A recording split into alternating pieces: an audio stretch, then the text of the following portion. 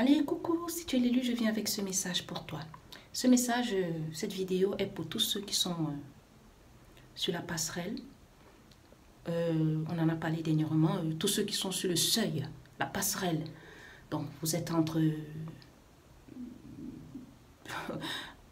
vous êtes en fait en mi-chemin entre le passé et le futur. Et voilà, cette vidéo est pour vous. Je vous demanderai de faire attention. Parce que le Seigneur est en train de... Vous êtes en train d'entrer dans une nouvelle saison. Des opportunités vont s'offrir à vous. La restauration, la récupération. Vous allez entrer en fait dans l'accomplissement des promesses de Dieu. Vous allez entrer en fait dans l'accomplissement de ce que vous êtes en Christ. Vous allez en fait manifester. Vous allez entrer dans la manifestation des grâces. Et il y a déjà beaucoup d'élus qui m'appellent pour me donner leur vision. Vous allez voir dans vos rêves des choses qui vous ont été volées, vous être restituées. Vous allez voir dans vos rêves peut-être quelque chose qu'on essaye de voler, peut-être vos chaussures. Vos chaussures, quand vous voyez dans vos rêves, on essaye de voler vos chaussures, bien on vole vos chaussures, vous cherchez vos chaussures, vous ne voyez pas. Ça veut dire que l'ennemi essaye de vous attaquer la nouvelle direction que le Seigneur a pour vous. Et pour ceux qui rêvent qu'on les a donné de nouvelles chaussures, ça veut dire que vous entrez dans une nouvelle saison. Alors, ça a tout à voir avec le voyage, la marche en Christ. Alors, donc faites attention vraiment, parce que ces temps-ci, c'est d'abord les temps que le Seigneur veut que tu entres beaucoup plus en profondeur pour rechercher davantage sa volonté. Mais l'ennemi sait que... de l'autre côté de la porte, en fait, se trouvent les grâces du Seigneur. Et il veut donc frustrer cette grâce. Il veut en fait attaquer cette nouvelle direction que le Seigneur va te donner, va t'insuffler. Et tu as besoin d'être dans sa présence pour écouter ses instructions et pour faire exactement ce qu'il te demande de faire. Donc, ce qui fait que il y aura des attaques, mais des attaques très subtiles, ces derniers temps, des attaques très subtiles. C'est pourquoi tu dois entrer plus en profondeur pour être plus sensible à la voix de Dieu. Parce que les attaques seront de plus en plus subtiles. La meute va se retirer. Pour ceux qui ont été amadoués ces derniers temps par la meute, qui les rôdent autour et tout, ils vont se retirer. Vous allez avoir une impression de silence, mais en fait, c'est la tactique de l'araignée. J'appelle cela la tactique de l'araignée. Pourquoi? Parce que vous ne les voyez plus. Mais ce qui se passe, c'est qu'ils tissent une toile invisible. Il tisse une toile. Alors là, l'ennemi utilise un haut degré de patience pour t'attirer et t'appâter. Donc le silence que tu vois, le vide autour de toi, parce qu'ils vont disparaître. Comme quand ils vont t'approcher, ils vont voir que tu as changé, tu n'es plus la même personne, ils vont disparaître. Maintenant, ils vont commencer à tisser plutôt des toiles autour de vous, jusqu'à ce que vous soyez pris dans ces toiles-là, jusqu'à ce que vous tombiez dans le piège, dans le filet. En fait, ils sont en train de former un piège, une trappe pour vous faire tomber. C'est ça. Donc, malgré le fait qu'il y ait ce vide, ne vous y trompez pas, ils vous observent. On appelle cela le stalking. Vous faites semblant de ne pas être là, mais vous êtes là. Est-ce que vous m'entendez? Vous faites semblant de ne pas être là et vous êtes là. Ce sont des moments où tu vas avoir des combats vraiment silencieux parce que déjà l'ennemi se rend compte que voilà, tu n'as pas manqué ta cible, tu es aux portes de ta destinée, tu es en train de frapper déjà parce que le Seigneur a dit frappe et on t'ouvrira. Tu es déjà en train de frapper, tu es aux portes de ta destinée et ce n'est pas bon pour eux. Ce n'est pas bon pour eux. Alors, ils vont essayer de t'arrêter, ils vont essayer de te dévier, ils vont essayer par des stratagèmes beaucoup plus subtils pour t'appâter. Et je voudrais dire aussi à tous les élus qui n'ont pas encore les moyens de subsistance et qui dépendent de la meute, vraiment cherchez-vous un travail, essayez de tout faire pour couper les liens d'assistance avec eux, parce que ce sont des liens par lesquels ils passent aussi. Lorsqu'ils vous donnent de l'argent, vous allez voir que les périodes où ils vous donnent de l'argent, vous êtes beaucoup attaqués. Les périodes où ils vous donnent peut-être des grosses sommes, ils vous aident, entre guillemets, vous êtes attaqué. Donc, vous devez prier si vous n'avez pas encore les moyens de prendre soin de vous par vous-même. Pour le moment, priez que le Seigneur vous ouvre des vannes financières, qu'il vous ouvre une porte financière. Oui, parce que le Seigneur va le faire. Il va le faire. Il va rendre ses élus économiquement stables. Oui, tu auras une stabilité financière. Mais ça vient au fur et à mesure. Ça va venir. Croyez-moi, si je vous le dis, ça va venir. Le Seigneur prend soin de ses élus. Il en prend soin. Donc, l'aide que la meute te donne n'est pas une aide, ce n'est pas anodine, ce n'est pas une aide gratuite. L'aide que la meute t'apporte, ce n'est pas une aide gratuite. Parce que elle va le réclamer, pas ton sang. Elle va le réclamer. L'aide qu'il t'apporte, en fait, quand il te tend de la main, c'est pour de nouveau te ferrer, c'est pour de nouveau, quand il t'apporte de l'aide. Et l'aide de la meute n'est pas une aide qui te permettra d'exister, de t'épanouir. L'aide de la meute, c'est un peu comme une goutte d'eau qu'on te donne dans le désert, pourtant on a une bassine. C'est un peu comme une goutte d'eau, on vient juste on met une goutte d'eau là, et voilà, c'est tout. Donc, il te donne assez pour te maintenir en laisse. Il te donne juste assez pour te maintenir en laisse et pour diriger ta vie. Et vous allez voir que cet argent a un pouvoir de contrôle. Lorsqu'il te donne cet argent, ils vont commencer à vous contrôler. Ils vont commencer à vous contrôler. Ils vont s'ériger comme des gens qui vous donnent des conseils, qui vous conseillent. Et ces conseils-là, en fait, ce n'est pas pour vous, c'est dans le but de se sentir supérieur. Dans le but de se sentir supérieur, de se dire... C'est encore elle qui est sur le banc de celle qu'on conseille à ne pas faire ceci, à ne pas faire cela. C'est eux qui doivent être conseillés parce que l'élu, lui, vit selon les règles de son Dieu, selon les codes de son Dieu. Mais eux, ils vivent selon quoi? On n'a qu'à voir les œuvres. Donc, pour se sentir mieux que toi, ils vont commencer à te donner des gros conseils. Ils vont commencer à faire semblant que tout va bien chez eux, que ça baigne, que ça pète, depuis que vous ne les avez pas vus.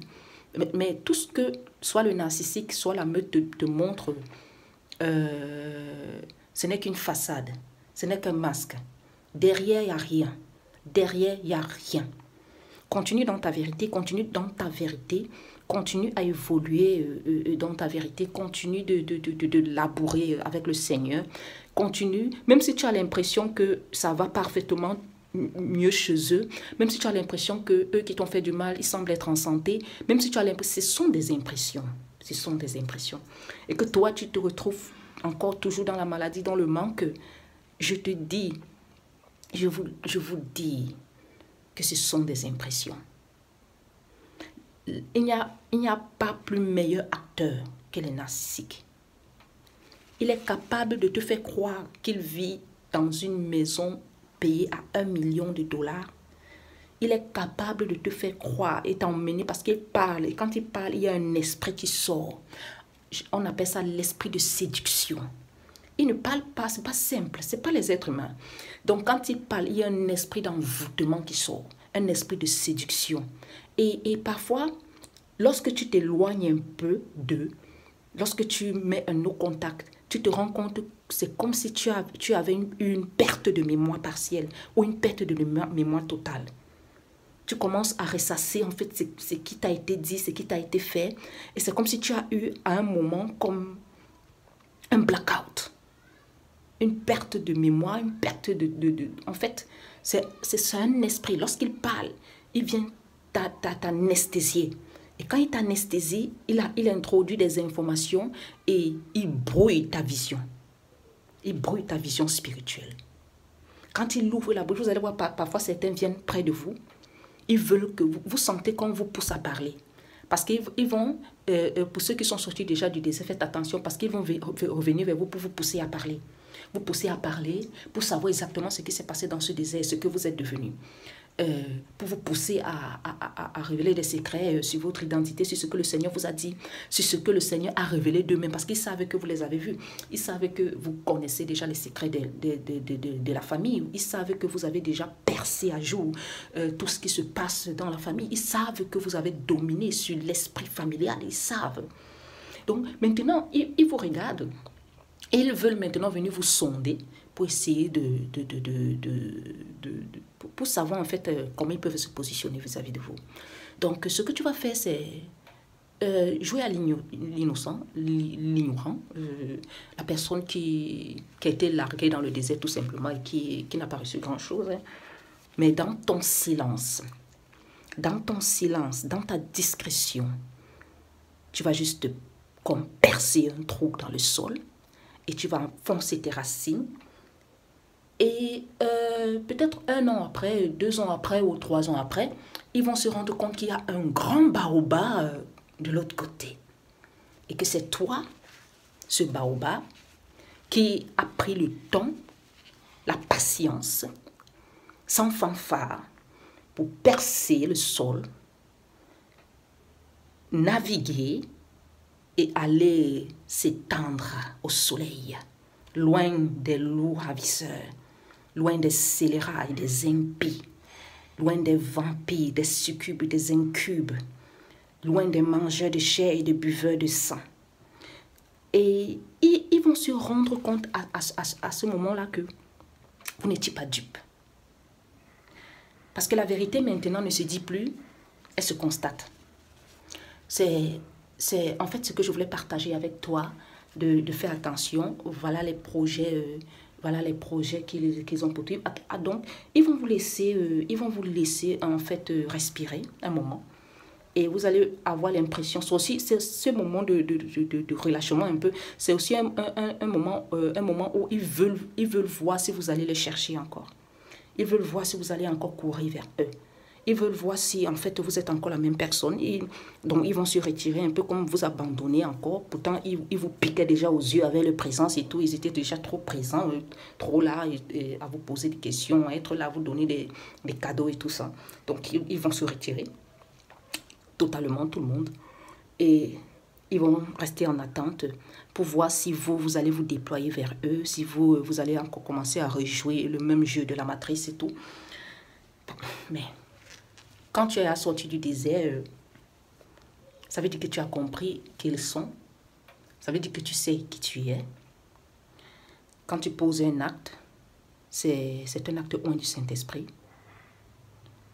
Si c'est que même les appels vont s'arrêter. Pour ceux qui remarquent déjà ça, même les appels ne vont plus vous appeler. Vous allez même peut-être saluer, mais ils ne vont plus répondre très rapidement. C'est dans le but de vous aspirer. De vous aspirer. Donc, ils font les morts. Ils font un peu les morts dans le but de vous mettre, en fait, pour vous mettre dans la sauce, quoi. Vous mettre dans la sauce. Donc, toi, tu restes juste chez toi, tu as appris à être avec toi-même, tu continues à faire ce que le Seigneur te demande de faire, qu'il te montre de l'amour, de la haine, on s'en bat les cocos. En fait, ça ne nous intéresse plus, puisque nous avons découvert déjà ce que nous sommes appelés à faire, et puis on n'a pas le temps pour les bêtises, et tu t'occupes juste à ta marche, à ton évolution spirituelle. Tu travailles, tu élèves tes enfants et tu te concentres à bâtir ta vie. Tu ne te distrais pas, ne les laisse pas te distraire, te dévier, ne les laisse pas à un moment te distraire au point que tu tournes la tête d'abord avant de te rendre compte que non, ils t'ont en fait perdre un peu plus de temps. Parce que le but c'est de te perdre du temps, donc n'entre pas dans ces pièges-là, voilà, n'entre pas dans ces pièges. Et ils vont se rassembler de plus en plus pour te faire croire que toi, tu n'as pas trop bien évolué, que chez eux, ça baigne. Tu vas avoir l'impression que, bon, tu es un peu paumé. Et parce que c'est comme ça qu'ils veulent toujours que tu te sentes, que tu es paumé, mais tu n'es pas paumé. C'est le temps qui nous le dira. L'élu, c'est le milliardaire de sa famille. Ah, je ne l'avais pas encore dit ça. Je ne l'avais pas encore dit ça.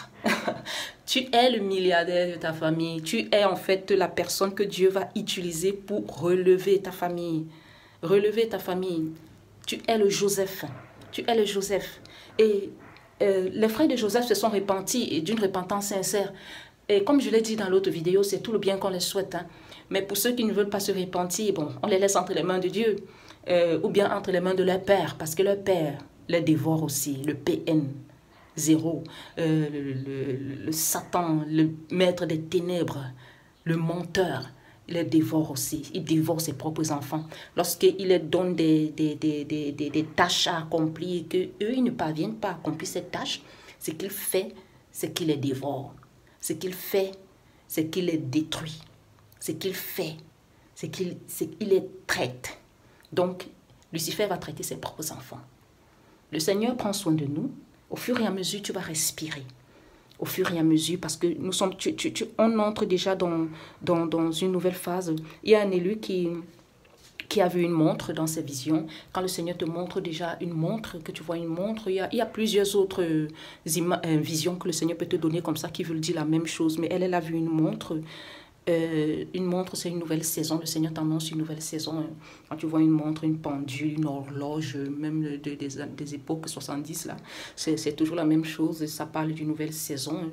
Ça parle d'un nouveau changement, quelque chose que le Seigneur apporte de nouveau. Certains peuvent se voir enceintes. Ça veut dire que le Seigneur est sur le point de faire quelque chose de nouveau dans ta vie. Faire quelque chose de nouveau dans ta vie et bientôt ça porte à manifestation. Ça va dépendre du nombre de mois que tu te vois enceinte. Donc, c'est ce que je voulais partager avec toi, la tactique de l'araignée. Voilà ce que la meute a concocté. Mais nous, qu'est-ce qu'on dit? Il est écrit. C'est comme ça qu'on combat Lucifer. Il est écrit. Toute arme forgée contre moi ne prospérera pas.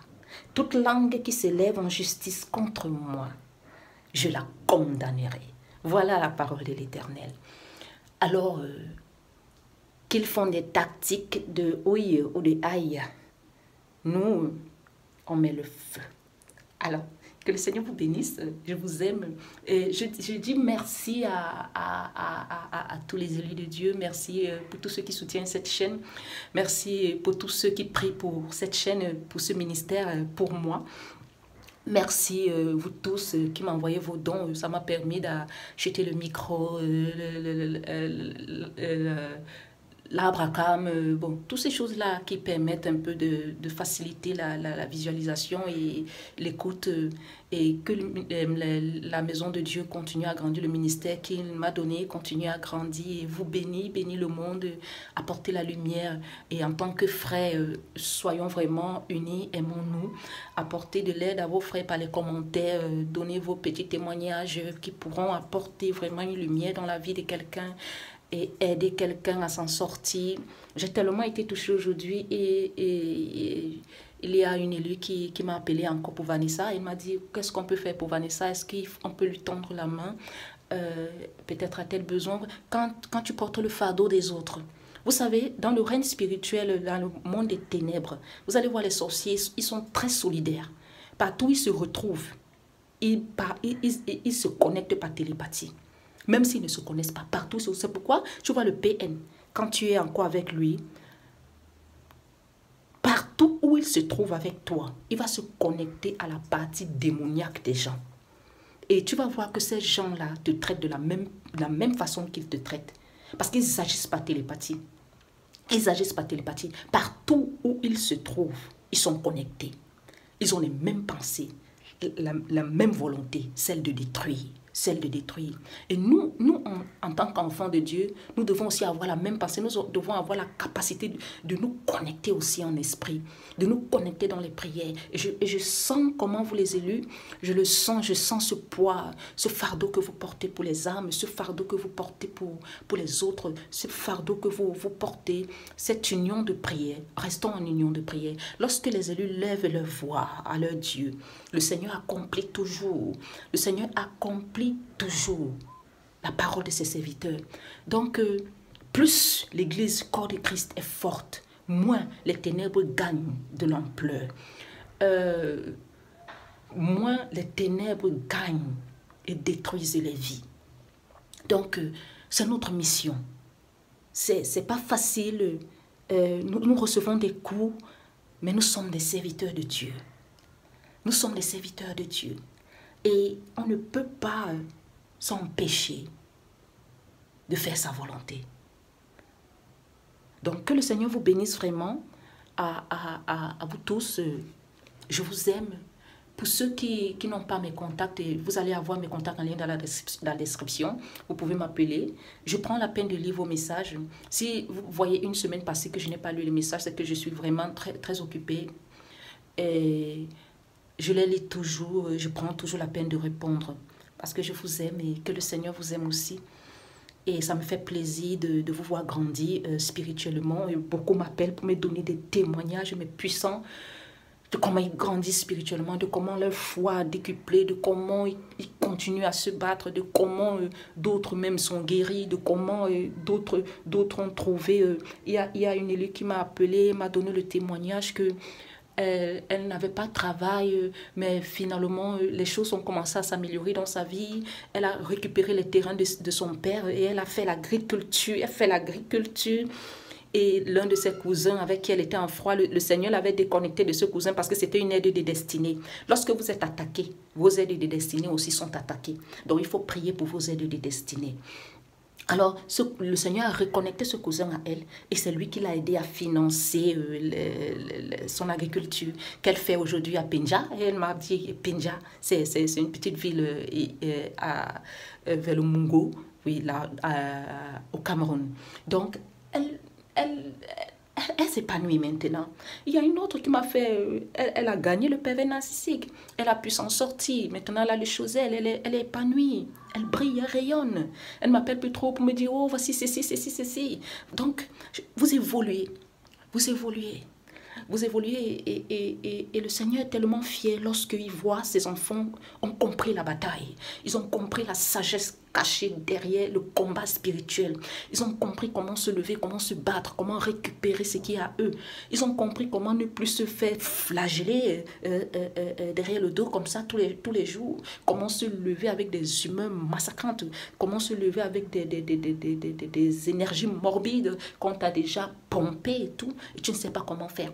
Donc le peuple de Dieu est un peuple qui se réveille, en éveil. Donc plus nous nous réveillons, plus la lumière brille dans le monde. C'est extraordinaire. C'est pourquoi les ténèbres lancent ce type d'attaque, des attaques violentes et contre les oins de Dieu. Et voilà. Mais nous ne marchons pas dans la peur. Nous ne marchons pas dans la peur parce que celui qui est en nous est plus fort que celui qui est dans le monde. Ceux qui sont avec nous sont plus nombreux que ceux qui sont dans le monde. Ceux qui sont avec nous sont plus nombreux que ceux qui sont avec eux. C'est ce que Élie a dit à Géasi, son serviteur. Il a vu toute l'armée de Samarie. Et il dit, mais maître, nous sommes juste deux. Et il dit, ah Seigneur, ouvre les yeux à ce petit-ci, qu'il voie les réalités spirituelles. Et lorsque le Seigneur a ouvert les yeux à Géasi, Géasi se tourne. Il voit comment l'armée de Samarie est encerclée par des chevaux et des chars de feu. Donc nous sommes accompagnés, nous sommes un peuple accompagné spirituellement. On bénéficie d'un backup spirituel. On bénéficie d'une puissance surhumaine. La main de Dieu est sur nous. Donc, si tu es là quelque part où tu penses que tu es seul, non, je vais te dire, c'est un leurre. Ne crois pas à ce mensonge du diable, tu n'es pas seul. Que le Seigneur ouvre tes yeux pour voir en fait qu'il est avec toi. C'est quand tu es attaqué que tu te rends compte que Dieu est avec toi. Parce que tu finis par voir que les attaques qu'ils ont jetées contre toi retournent contre eux. Et c'est eux qui bouffent plein pot. C'est eux qui bouffent là. C'est eux qui... Ça dit, ils font tease, ils trinquent. C'est eux en fait. C'est quand tu es attaqué que tu te rends compte de la présence de Dieu. C'est quand tu es attaqué que tu te rends compte de combien tu as la valeur aux yeux de Dieu. C'est quand tu es attaqué. C'est quand tu es attaqué. Donc le Seigneur les utilise en fait pour te montrer à chaque fois que bon, tu as du prix à ses yeux. Tu as du prix à ses yeux. Et tout ce qu'ils font de mal, le Seigneur l'utilise en bien. Et tu vas te voir à un moment que ils ne vont plus pouvoir te faire du mal. Qu'est-ce que ça veut dire? Ça veut dire que quand tu vas plus t'élever spirituellement, maintenant tout ce qu'ils vont faire de mal contre toi, en fait, ils seront en train de travailler pour ton bien. Ils sont en train de travailler à mettre en fait les marches qui te mènent vers les hauteurs. Ils ne pourront plus tout simplement te toucher. Donc, c'est un peu ce que je voudrais vous dire aujourd'hui. La tactique de l'araignée. La meute tisse une toile d'araignée. Et c'est pourquoi elle se met en mode à l'affût, en mode stalking. Donc, elle se retire. Elle te laisse le libre champ. Elle devient silencieuse. Et elle t'attire dans ses filets. Donc, l'enjeu, c'est que le Seigneur est en train de t'amener vers une nouvelle direction. Ils ne veulent pas que tu entres dans cette nouvelle direction-là parce que c'est là qu'il y a la manifestation, la récupération, la restauration de tout. C'est dans cette marche. Ils veulent plutôt te ramener en arrière. Et voilà la tactique qu'ils ont mis en place ces derniers temps. Soyez bénis, que le Seigneur vous bénisse abondamment. Je suis Queen Titi, servante de l'Éternel. Que le Seigneur vous bénisse. Shalom.